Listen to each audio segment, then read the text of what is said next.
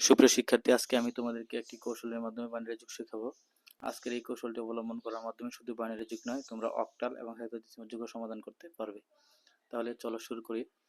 সর্বপ্রথম তোমাদের কয়েকটি কথা মনে রাখতে হবে, একটু মনোযোগ সহকারে শোনো। দেখো, মনে রাখবা যে অঙ্কগুলা দেয়া থাকবে সেই অঙ্কগুলা যোগ করার পর যদি বেজ বা ভিত্তির সমান অথবা বেশি হয়, আমি আবার বলছি, যে অঙ্কগুলা দেয়া থাকবে সেই অঙ্কগুলা যোগ করার পর যদি বেজ বা ভিত্তির সমান অথবা বেশি হয়, তাহলে আমরা যোগফল থেকে কি করব, বেজ বা ভিত্তি বাদ দিয়ে দিব।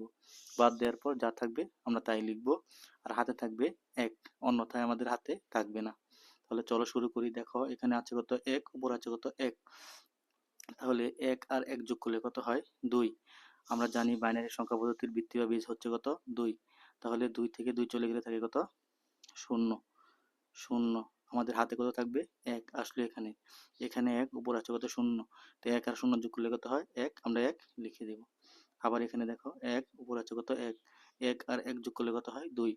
আবার কি হয়েছে, ভিত্তি বা বেজের সমান হয়েছে, সুতরাং আমরা কি করব, বেজ বা ভিত্তি যোগফল থেকে বাদ দিয়ে দেব। তাহলে দুই থেকে দুই চলে গেলে থাকে কত, শূন্য।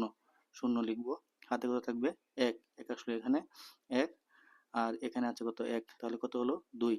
আবার কি হয়েছে, ভিত্তি বা বেজের সমান হয়েছে, সুতরাং আমরা কি করব, ভিত্তি দুই থেকে বাদ দিয়ে দিব। দুই থেকে দুই চলে গেলে থাকে কত, শূন্য। আমরা শূন্য এখানে লিখে দিব। হাতে কত আছে, এক। এক আসলো এখানে এক, উপরে আছে কত, এক। এক আর এক কত হলো, দুই। আবার কি হয়েছে, ভিত্তি বা বেজের কি হয়েছে, সমান। সুতরাং কি করব, আমরা দুই থেকে দুই বাদ দিয়ে দেব। দুই থেকে দুই চলে গেলে থাকে কত, শূন্য। হাতে কত আছে, এক। আমরা এক এখানে লিখে দেব।